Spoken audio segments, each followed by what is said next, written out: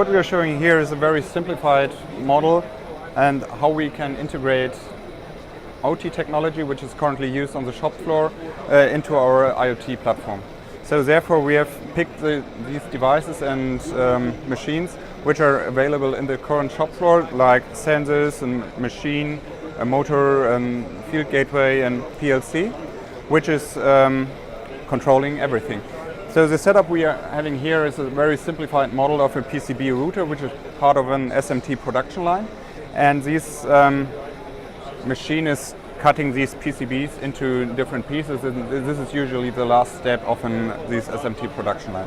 So what we are doing right now is that we've added an IoT gateway to this setup, which is communicating with the PLC.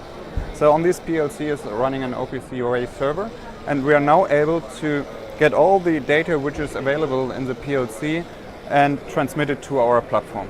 So what it's worth, or why are we doing this? So this sensor, for example, is generating an event and saying, okay, something is there, and the PLC says, okay, motor turn in the other direction.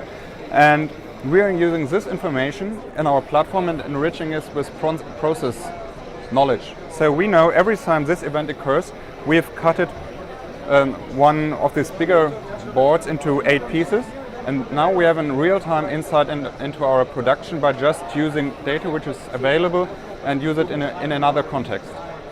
And this can be shown here.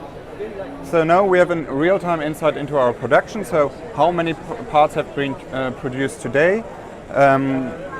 We've integrated, at least simulated here in this showcase, the connectivity to a testing model, so we can also identify how many scrap has been produced, and we have so the operator of this machine can directly see how is my production going on, what's the quality I'm currently producing, and we also have, using this information, we can provide predictive maintenance information, giving him an indication when has to be the next maintenance taking place.